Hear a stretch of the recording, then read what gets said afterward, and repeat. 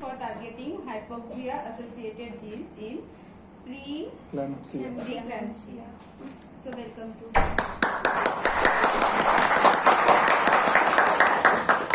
So good afternoon everyone, myself Vaishnavi Raden Shinde, I am student from the MSc Part 2. So my today's presentation topic is integrated bioinformatics and docking study on phenolic compounds for targeting hypoxia-associated genes in preeclampsia. So this is the snapshot of the paper and is taken from the journal, Tropical Journal of Natural Product Research. And these are the authors, and the paper was published on 1st June 2025 and this is the link for the paper. So what is the impact of the paper? Last time इसने detail में दिया था. Ma'am actually एवढी जर्नलची idea नाहीये कारण की खूप नवीनच जर्नल ट्रॉपिकल जर्नल मीच होता नवीन वाचलेलं म्हणून सगळ्यांनी So you should have the last presentation उसने डिटेल में दिया था. It's not sufficient just to show the snapshot. Okay, ma'am. If you give something about some extra information regarding the journal, it is well and good. So this is the abstract. So basically, I will just read out these points and I will just start the explanation from the introduction slide. So they have taken the condition preeclampsia and identified the key box-related DEGs. Then molecular docking was performed. And the key genes, that is FLT1, VGFC, EGFR, FGF1 were identified. And cyanuric acid and bicalin, which is nothing but the phenolic compounds, were taken. So introduction. Talking to master you after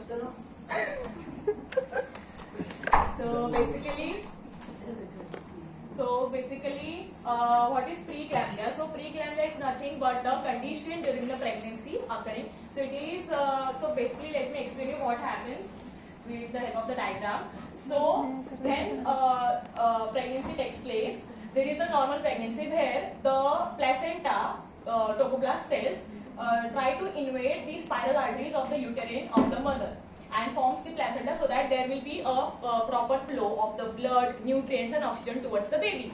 But when there is preeclampsia or this state, what happens? The spiral arteries becomes narrow, so there is less flow of the blood, oxygen towards the baby. So here is the reason where this condition comes up. So basically in normal pregnancy, extravillous trophoblast that I told you,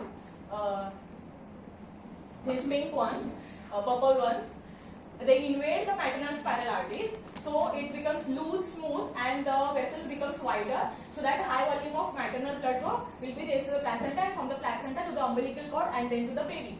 But in the preeclampsia, this is very shallow and incomplete, and that's why it becomes resistant. So the condition which is called as placental hypoxia, which is nothing but the low oxygen amount is present.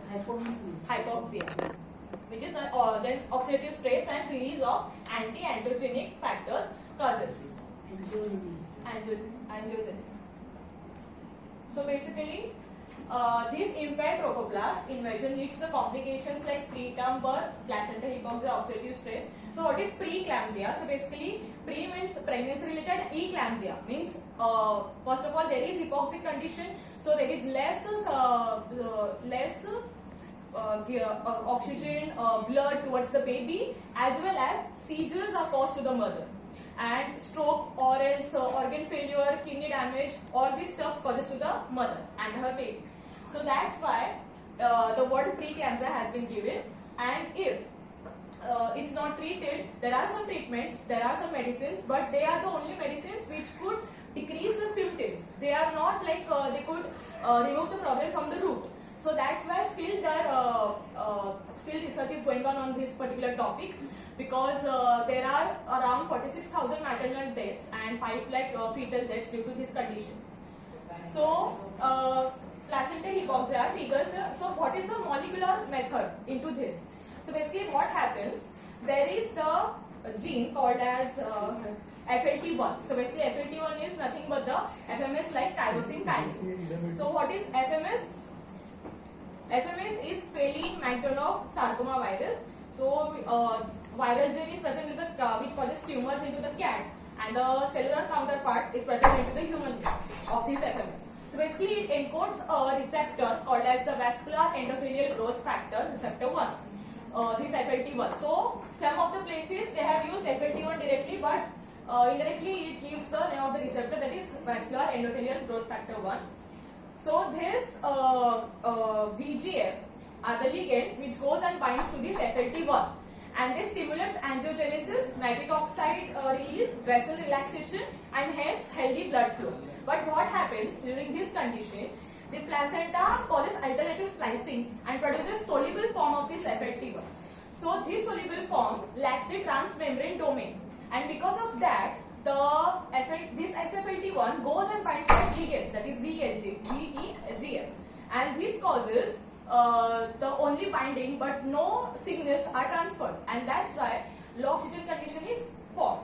So here into this research paper, they have understand the genes which are directly related to the particular thing to cause this condition. Then they have tried to dock the phenolic compounds on it, so that, as we all know, phenolic compounds are the plant extracts, natural antioxidants which could be used for the particular disease retardation. So that's why they are trying to use the phenolic compounds in place of the synthetic compounds. So this was the part of the introduction. So I will explain this further, like hub genes and shared genes one by one. So basically, in the introduction, in the material methods, they have first to find out differentially expressed genes. So what are these?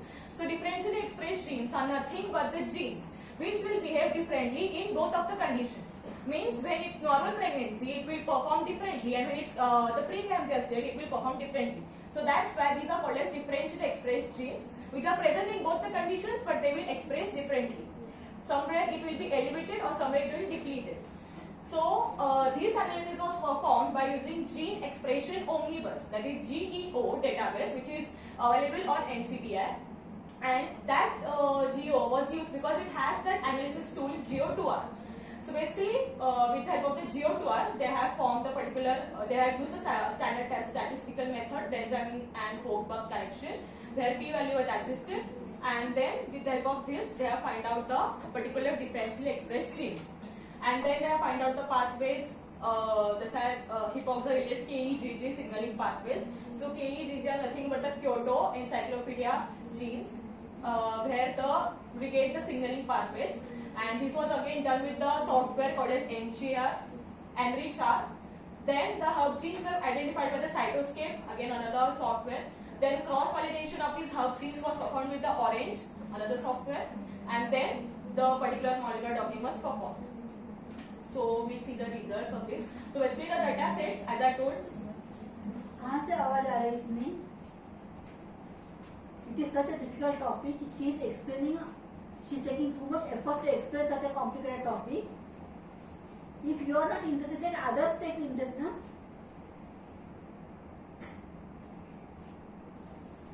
So basically, differentially expressed genes. So now these genes, that is GAC. If it's not visible, you can check the paper which I have sent you. GAC 12767, which is nothing but the sample of the tissue sample of chorionic villus sampling, which is the early tissue sample of the pregnancy, early pregnancy. Then their condition means they have taken the data set of PE, means the women who are facing the preeclampsia issue and with the normal pregnancy. So means this is a differentially expressed gene which is present in both these pregnancies, but in a different conditions. Again, GAC 10588. This both of this sampling was done with a microarray, and it is taken from the placenta tissue. Again, it is present in severe P and the normal pregnancy. Then third, they have taken a model, that is cell line, that is very HTR8 SVneo, which is nothing but the hypoxic cell line. And SVneo means the simian virus. So basically, this cell line was taken in 1992. And into that they have from the first trimester, like 6 to 8 weeks, they have taken this cell line and immortalized by doing the simian virus process. So again, the hypoxic versus normoxic type of a data set was collected. So in this way, we have got our differentially expressed genes. So after that, they have done this volcano plot using that GEO2R method. So what is this volcano plot is? Ma'am, it is blurred into the research paper also, so I cannot adjust it properly. So what is volcano plot? Volcano plot uses x-axis as log to fold change. So basically, log to fold change is nothing but the shows us the values which are upregulated, means this red one, and downregulated, which is blue one. So that we could get that there is a significant difference. They are expressed differently, upregulated and downregulated.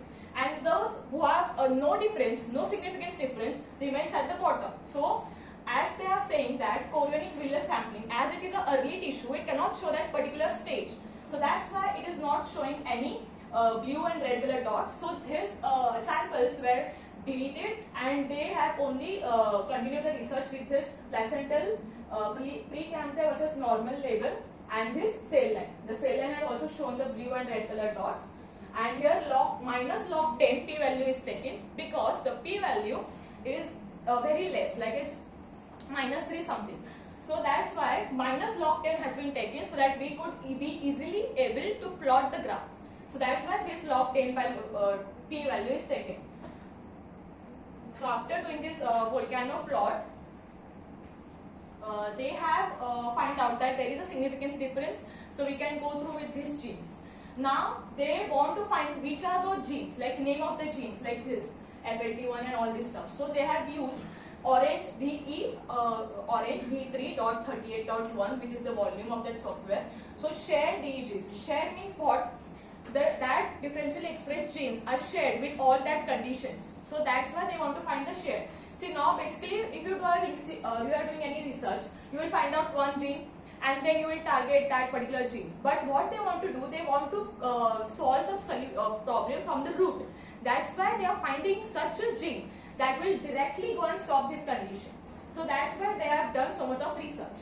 So after that shared DEGs, they have mapped them to the hypoxia related pathways. As I told you, KEGG pathways, which is a site which is taken, and with the help of this software enrichment, they have found out which are those signaling pathways and which are those genes. So basically, this is the list of the genes they have found out. Calcium signaling pathway, and these are the genes: FLT1, VEGF, SUCL, FLT1 again.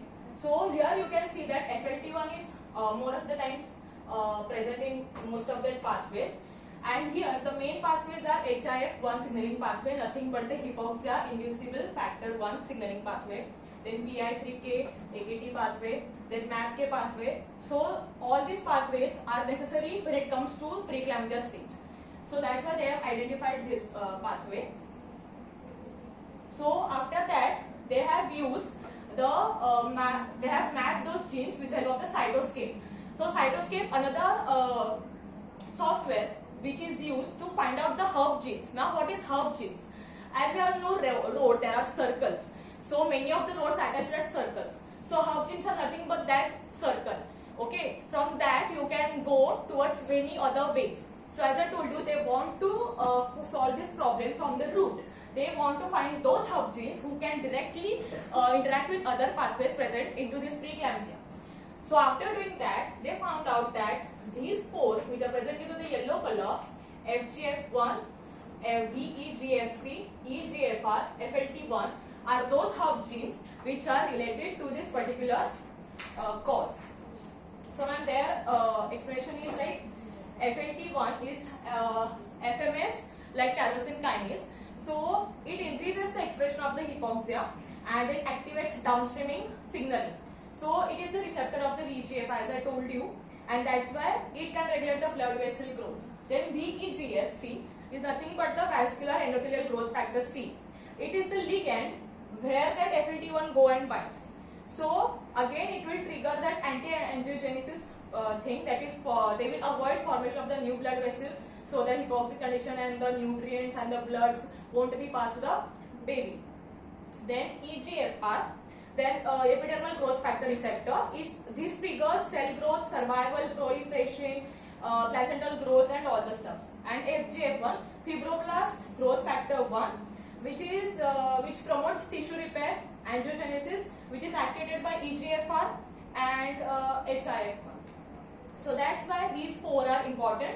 These blue are the DEGs, that is differentially expressed genes, and these are the pathways. So in this Cytoscape software, we could analyze everything at once.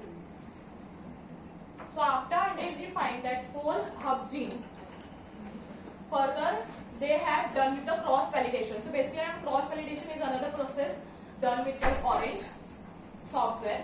So to test whether the identified hub genes could serve as biomarkers like therapeutic agents, and not just they are random genes, they are important genes. So that's why they have done the cross-validation thing. So basically here you can see sensitivity and specificity. Various showing sensitivity, that is 93.3%, and specificity is 92.9% by the neural network method, which is another type of machine learning method.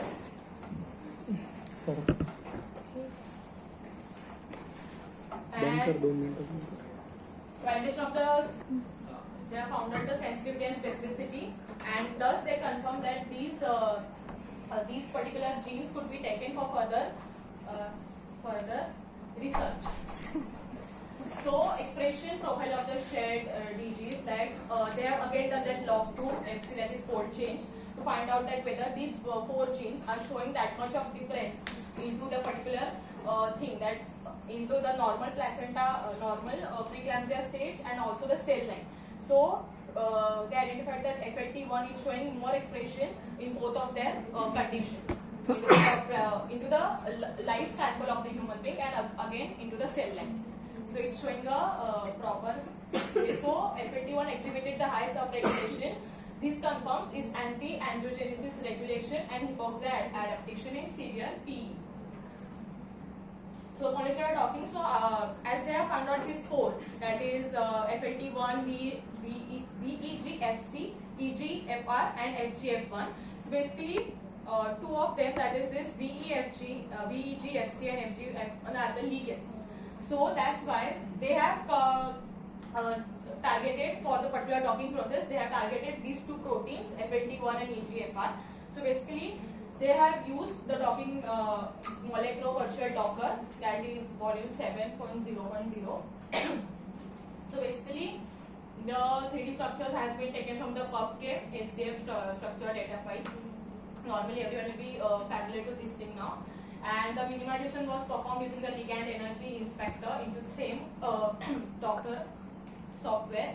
But there is thing that this FLT1 EGFR protein, these proteins has the ligand, the inhibitor into it, and that's why they are using it mostly because the inhibitor is already present with the protein receptor, so that we could validate the results. So that's why they have used those proteins which has their own known inhibitors.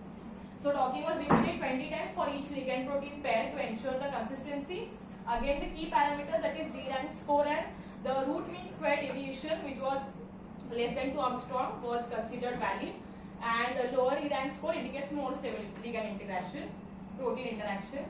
So docking validation was done. As I told you, the ligand which it has, that is ITQ 2018, 8ST 2001, which is nothing but the EGFR has EGFR ligands is tetrahydrogen stautosporine, which is nothing but derived from the naturally alkalite stautosporine, and the native ligand of the FLT1, that is 8ST, is nothing but the valatinine, which is a class under the benzyl lines.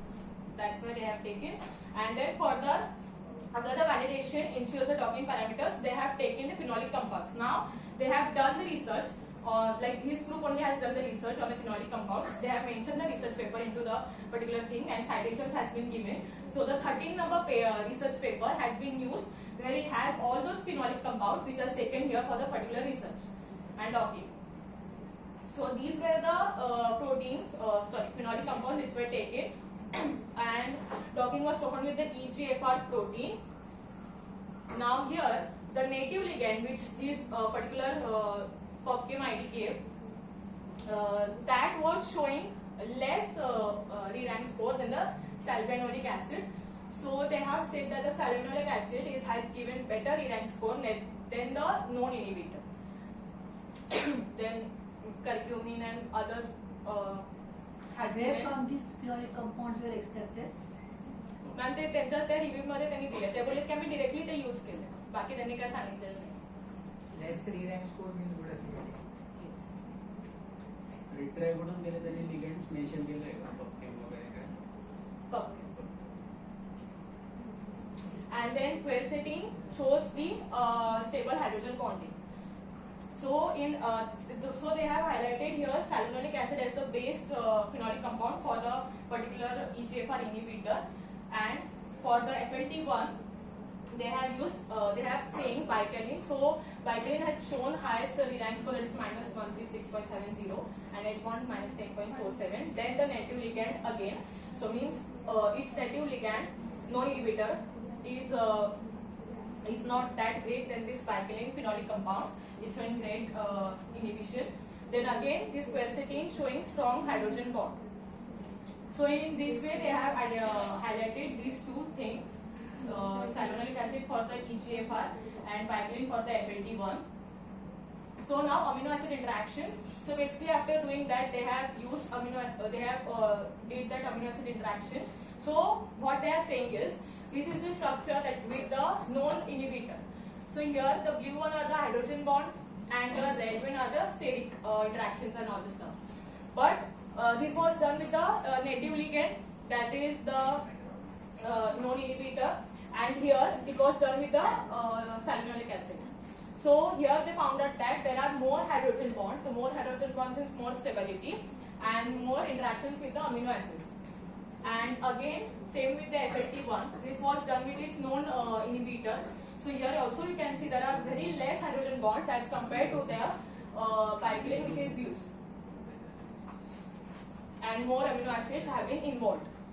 So so these both of these docking studies help them understood that these two phenolic compounds are important for the particular inhibition of these genes.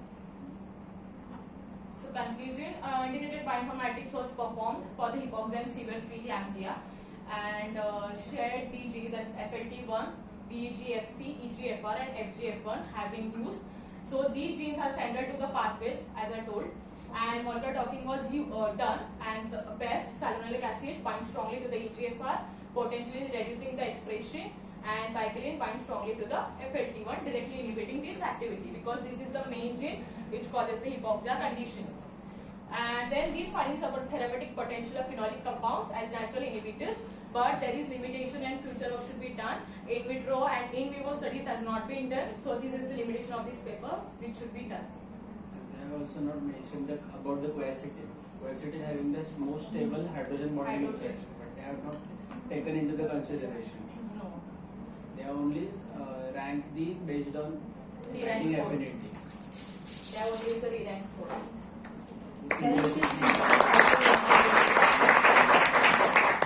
Title of the paper.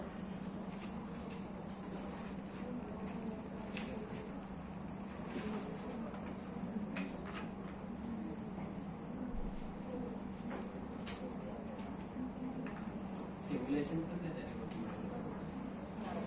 docking. For the docking. Series are not Nicely presented.